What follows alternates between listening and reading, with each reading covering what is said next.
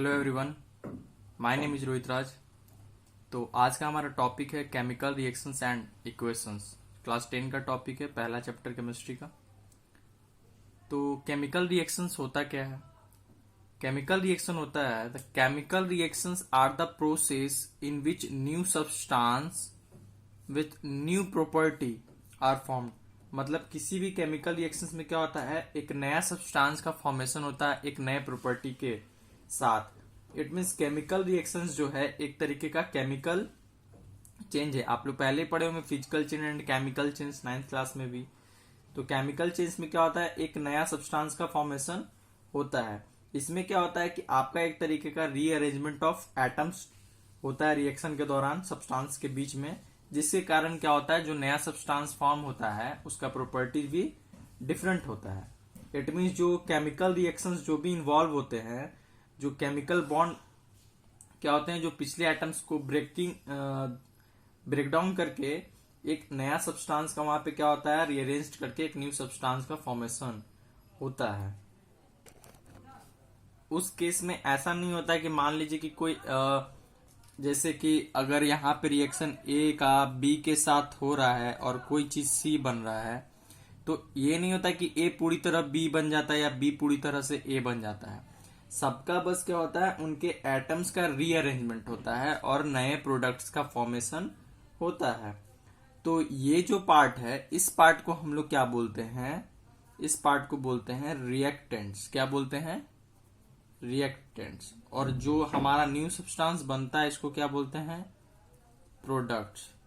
It means जो भी substance chemical reaction में पार्ट लेता है उसको बोलते हैं रिएक्टेंट। इसको डिफाइन ऐसे कर लेंगे, the substance which take part in a chemical reactions are called reactants. और ये होता है प्रोडक्ट्स। इट मीन्स इसको अगर डिफाइन करें तो बोलेंगे the new substance produce as a result of chemical reaction is known as product. ठीक है, तो जो सब्सटेंस मिलके रिएक्शन होता है जिनके बीच, वो होते हैं रिएक्टेंट। और जो नया सब्सटेंस बनता है वो क्या होता है? प्रोडक्ट होता है, जिसका प्रॉपर्टी इस दोनों से डिफरेंट होता है। जैसे हम लोग एक एग्जांपल लेते हैं, जैसे मैग्नीशियम। ठीक है, मैग्नीशियम को जब ऑक्सीजन के प्रेजेंस में बर्न करेंगे, हीट करेंगे, तो एक प्रोडक्ट का फॉर्मेशन होता है जिसको बोलते हैं मैग्नीशियम ऑक्साइड। ठीक है, तो मैग्नीशियम क्या होता है, एज मतलब एक लेते हैं जो रिबन के फॉर्म में होता है। कैसा होता है? हमारा रिबन होता है। ठीक है, और ये आपका ऑक्सीजन एयर उसी के प्रेजेंस में बर्न करते हैं। यहाँ हीट लिख देते हैं।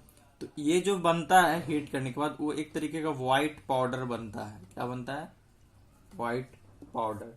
तो ये एक burning of magnesium in air का एक रिएक्शन है कि कोई भी मैग्नीशियम को, रिबन को हम लोग ऑक्सीजन में अगर के प्रेजेंस में बर्न करते हैं तो हमारा क्या बनता है? Magnesium oxide. ये एक एग्जांपल है आपका। ठीक है, इट मीन्स यहाँ पे आपको दिख रहा है कि ये दोनों जो है, ये दोनों सेक्शन क्या है आपका? रिएक्टेंट का काम कर रहा है। किस चीज का काम कर रहा है? रिएक्टेंट। दोनों रिएक्ट होके क्या बना दे रहा है हमारा? ये प्रोडक्ट बना दे रहा है। यही हमारा केमिकल रिएक्शन होता है। ठीक है, इट मीन्स यहाँ पे अगर मैग्नीशियम ऑक्साइड की प्रॉपर्टी की बात की जाए तो ये मैग्नीशियम और ऑक्सीजन के दोनों की प्रॉपर्टी से क्या होगा, मैग्नीशियम ऑक्साइड की प्रॉपर्टी डिफरेंट होगी। तो हमारे डे टू डे लाइफ में बहुत सारे ऐसे केमिकल रिएक्शंस होते हैं, जैसे आपका soaring of milk.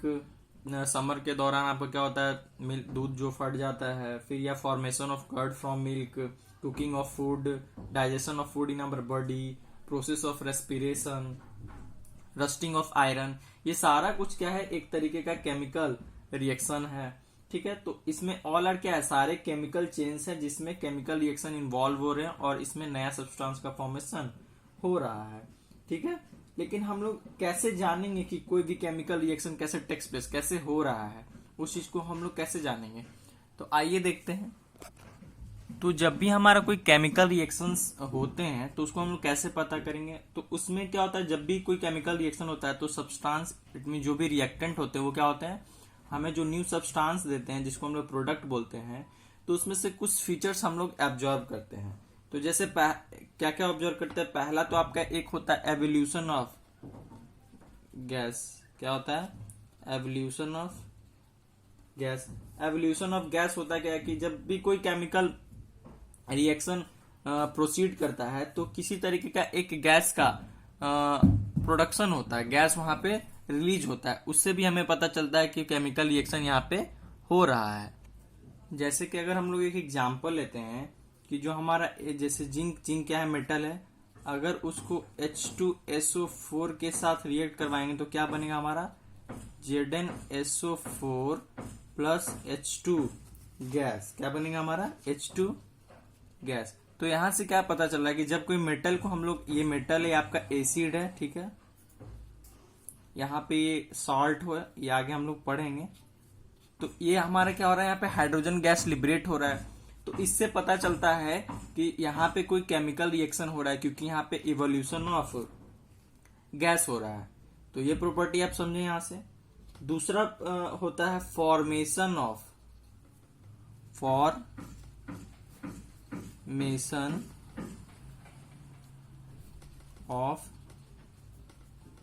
Precipitate. Formation of precipitate क्या होता है, आइए इसको देखते हैं। तो आइए प्रेसिपिटेट यहां समझते हैं होता क्या है कि मान लीजिए कि एक एग्जांपल लेते हैं, बैरियम क्लोराइड EaCl2, इसको बोलते हैं हम लोग बैरियम क्लोराइड, एक्वस स्टेट में लेते हैं। प्लस अगर हम कॉपर सल्फेट, क्या कॉपर सल्फेट, ये भी एक्वस में फेज में लेते हैं, तो हमारा जो प्रोडक्ट बनेगा वो बनेगा BaSO4 प्लस CuCl2। तो यही जो हमारा BaSO4 रहेगा ये सॉलिड स्टेट में रहेगा और ये एक्वस में। मतलब ये क्या है, हमारा एक तरीके का प्रेसिपिटेट है। कैसा है, अब बोलिएगा सर प्रेसिपिटेट होता क्या है, नहीं समझे। प्रेसिपिटेट होता है एक काइंड ऑफ सॉलिड जो इनसोल्यूबल इन वाटर होता है। क्या होता है, इनसोल्यूबल सॉलिड होता है एक तरीके का। क्या होता है, प्रेसिपिटेट को आप बोल देंगे इनसोल्यूबल सॉलिड, जो एक्वा सॉल्यूशन में नहीं घुलता है, उसी को क्या बोलते हैं, प्रेसिपिटेट। तो दो चीज पता चले यहां से, अगर गैस इवॉल्व हो तब भी हमें पता चल जाए कोई रिएक्शन हो रहा है, अगर कहीं पे प्रेसिपिटेट का फॉर्मेशन हो रहा है तो भी पता चल जाएगा हमें कि क्या है, केमिकल रिएक्शन प्रोसीड कर रहा है। प्रेसिपिटेट समझिए क्या होता है, ये इनसॉल्यूबल सॉलिड होता है जो नहीं घुलता है। तो तीसरा हमारा आता है चेंज इन कलर।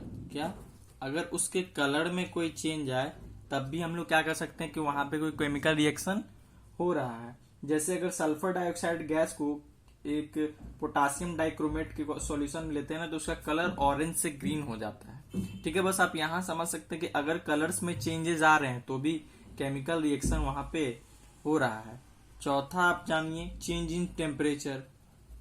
क्या, चेंज इन टेम्परेचर, अगर उनके किसी भी रिएक्शन के दौरान टेम्परेचर में चेंजेस आ रहे हैं तो क्या हो रहा है, अगर टेम्परेचर में राइज हो रहा है तो उसमें क्या होता है, वो उसको भी कह सकते हैं कि आपका वहां केमिकल रिएक्शन प्रोसीड हो रहा है।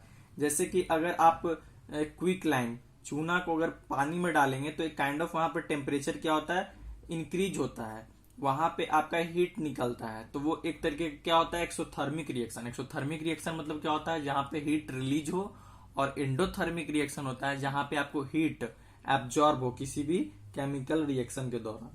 तो आप समझे कि टेम्परेचर क्या हो रहा हो, चेंज हो, अगर टेम्परेचर राइज कर रहा हो या टेम्परेचर कम, यानी जो भी टेम्परेचर में चेंज आ रहा है वहां पे केमिकल रिएक्शन आपका हो रहा है। फिर आता है लास्ट आपका चेंज इन स्टेट। क्या, चेंज इन स्टेट, अगर उसके स्टेट में चेंजेस आ रहे हो, जैसे कि मान लीजिए कि मोमबत्ती है, आप उसको जैसे ही जलाते हो तो क्या होता है, सॉलिड से वो लिक्विड के फॉर्म में चला जाता है। तो वहां भी क्या हो रहा है, एक तरीके का आपका केमिकल रिएक्शन हो रहा है जो अपना स्टेट चेंज करे, जैसे बर्फ पानी बन जाता है, वहां भी एक तरीके का केमिकल रिएक्शन हो रहा है। तो आइए अब जाने केमिकल इक्वेशन क्या होता है। केमिकल रिएक्शन के बारे में जान गए।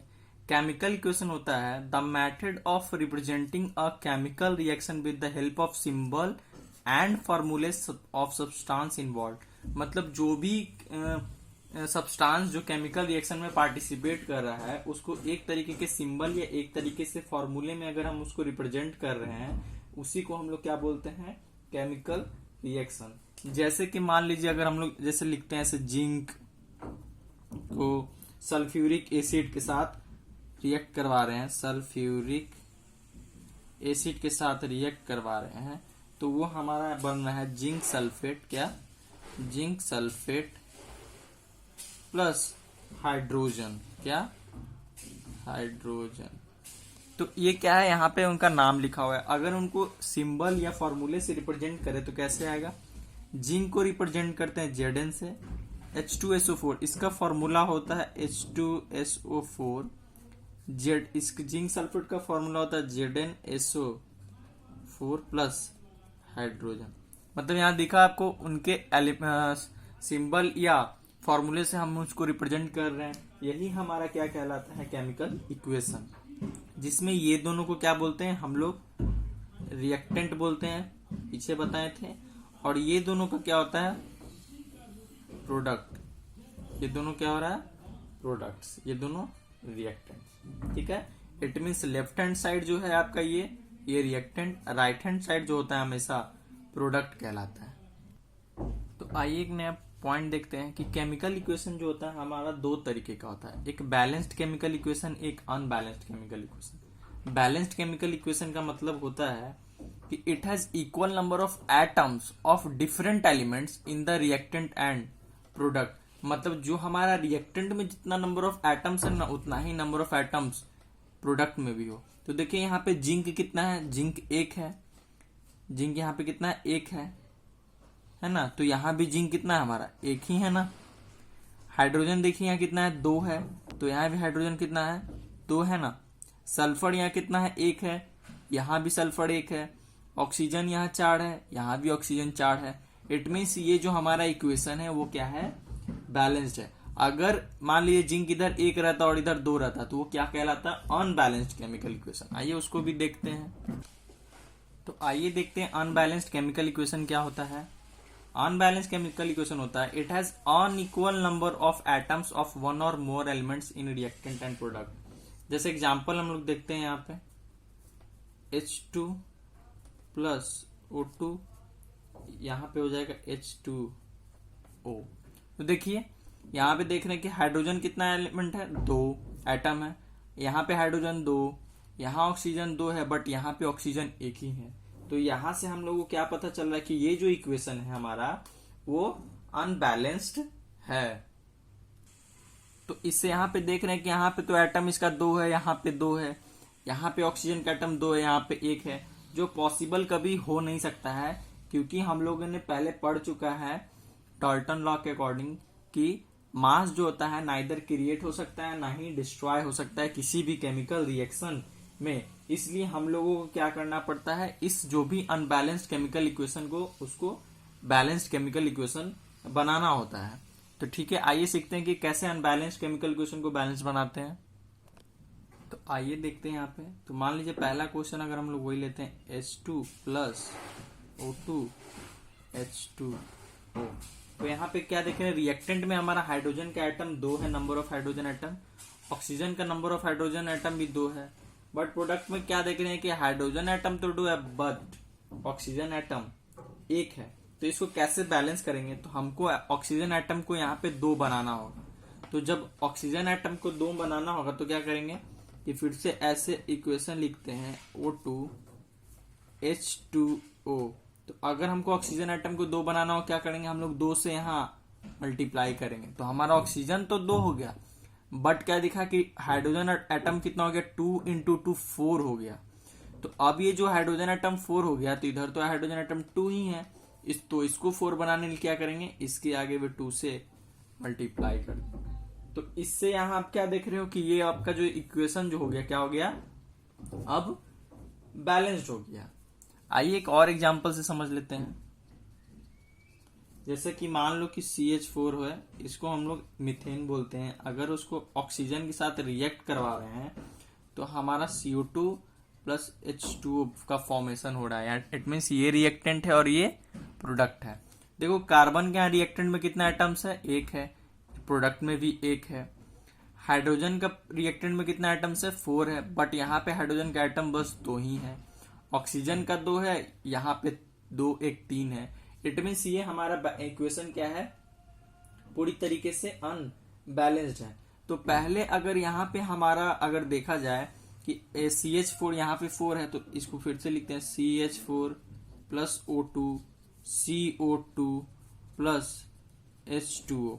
तो दिख रहा होगा कि आपका हाइड्रोजन 4 है, यहाँ पे 2 है। तो क्या किए, आगे हम 2 से मल्टीप्लाई कर दिए। ठीक है, तो यहाँ कितना हाइड्रोजन हो गया, 2 2 4, अब बैलेंस्ड हो गया। बट देख रहे हैं कि ऑक्सीजन तो इधर 2 है, बट इधर कितना हो गया, 2 यहाँ और 2 यहाँ, 4 ऑक्सीजन हो गया। कितना ऑक्सीजन हो गया, 4। तो इधर 4 है और इधर 2 है, तो क्या करेंगे, इधर 2 से मल्टीप्लाई कर देंगे। तो ये भी पिछला हमारा भी रिएक्शन बैलेंस्ड हो गया और ये भी हमारा रिएक्शन क्या हो गया, अब बैलेंस्ड हो गया। तो आइए एक और क्वेश्चन देखते हैं जो एनसीईआरटी का क्वेश्चन है। तो यहाँ पे देखिए आयरन का 1 एटम है, यहाँ पे आयरन का 3 एटम है। हाइड्रोजन का 2 एटम है, हाइड्रोजन का 2 एटम है। ऑक्सीजन का 1 एटम है और ऑक्सीजन का 4 एटम है। इट मीन्स यहाँ पे जो भी रिएक्टेंट का एटम्स है और प्रोडक्ट के एटम्स डिफरेंट है। इट मीन्स ये अनबैलेंस्ड केमिकल इक्वेशन है। तो पहले तो देखते हैं, आइए आयरन का 3 एटम है तो इसको 3 एटम करे तो क्या कर लेंगे, 3Fe कर लिए। चलो हमारा आयरन क्या हो गया, वो तो बैलेंस्ड हो गया, ठीक है, प्लस H2। बट यहाँ ऑक्सीजन हमारा कितना है, 4 है। और यहाँ ऑक्सीजन कितना है हमारा, 1 ही है। तो ऑक्सीजन को यहाँ 4 गुना करने के लिए क्या करेंगे, 4 से मल्टीप्लाई कर देते हैं। तो ऑक्सीजन अब हमारा कितना हो गया, यहाँ पे 4 हो गया। बट हाइड्रोजन यहाँ 2 है और यहाँ हाइड्रोजन कितना हो गया, 4 2 जा 8। तो अब ये भी बैलेंस करना होगा। तो 3Fe 4H2O Fe3, देखो आयरन आयरन 3 बैलेंस है, ऑक्सीजन 4 भी बैलेंस हो गया। तो हाइड्रोजन 2 है तो यहाँ पे तो 8 है, तो यहाँ 4 से मल्टीप्लाई कर लेंगे। तो देखो ये हमारा क्या हो गया, इक्वेशन बैलेंस्ड हो गया। ओके, समझ गए। तो एक टर्म जानते हैं जो आपको पहले ही बताएं, एक्सोथर्मिक रिएक्शन। एक्सोथर्मिक रिएक्शन क्या होता है कि जिसमें आपका हीट का क्या हो, इवॉल्व हो, हीट बाहर निकले। जैसे एग्जाम्पल हम लोग लेते हैं, अगर कार्बन को ऑक्सीजन के प्रेजेंस में अगर बर्न करे ऑक्सीजन गैस, ठीक है, कार्बन ये क्या है हमारा, कार्बन है जो सॉलिड स्टेट में है।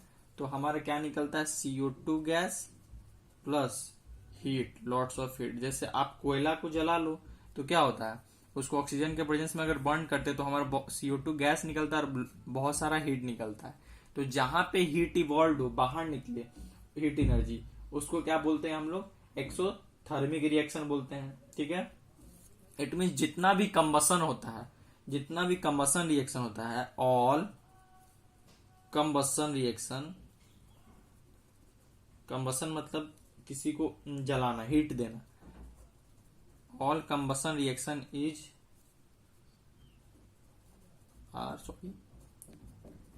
Exothermic reaction. ठीक है, तो जितना भी हमारा कंबसन रिएक्शन क्या होता है वो एक्सोथर्मिक रिएक्शन होता है। ठीक है, रेस्पिरेशन जो होता है वो भी क्या होता है, एक्सोथर्मिक रिएक्शन होता है। बर्निंग ऑफ मैग्नीशियम जो हमें स्टार्टिंग में पढ़े वो भी काइंड ऑफ क्या है, एक्सोथर्मिक रिएक्शन है।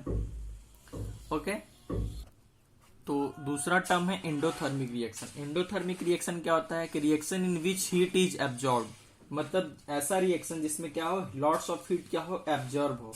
जैसे कि जब भी एग्जांपल लेते हैं हम लोग, अगर नाइट्रोजन को हम लोग अगर ऑक्सीजन के साथ यहाँ पे रिएक्ट करवाएंगे, दोनों किस स्टेट में, गैसेस स्टेट में, तो क्या होगा, हम लोग को लॉट्स ऑफ हीट देना पड़ेगा, तभी हमारा क्या बनता है, एनो बनता है। क्या बनता है, एनो।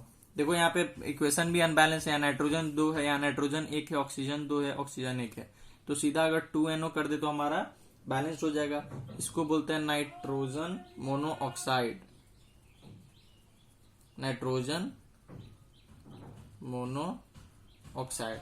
तो यहाँ पे हमको क्या करना पड़ता है, lots of amount of heat हम लोग को देना पड़ता है। तो जहां हम लोग को हीट देना रहे उसको क्या बोलते हैं, एंडोथर्मिक रिएक्शन। ठीक है, तो यहां से एक चीज हो रहा है कि हम लोग हीट कहाँ देंगे, जब हम लोग को कोई चीज को ब्रेक डाउन एक तरीके से करना पड़ेगा। तो जितना भी ऑल डिकम्पोजिशन रिएक्शन, क्या all decomposition reaction are endothermic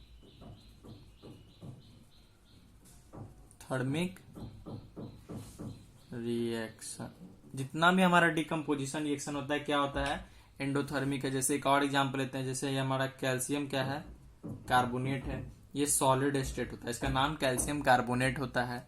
लिख देते हैं हम कैल्शियम कार्बोनेट। इसको क्या करते हैं, अगर हम लोग हीट देते हैं, मतलब यहाँ पे अगर हीट दिए, हीट सप्लाई हुआ, तो हमारा ये बनता है CaO प्लस CO2। CO2 आप जानते हैं कार्बन डाइऑक्साइड होता है, ये सॉलिड स्टेट में होता है, जिसको कैल्शियम ऑक्साइड बोलते हैं। क्या बोलते हैं, कैल्शियम ऑक्साइड। तो जहां पे हम लोग को हीट देना हो उस रिएक्शन को क्या बोलते हैं, एंडोथर्मिक रिएक्शन बोलते हैं। ओके, समझ गए आप। Thank you.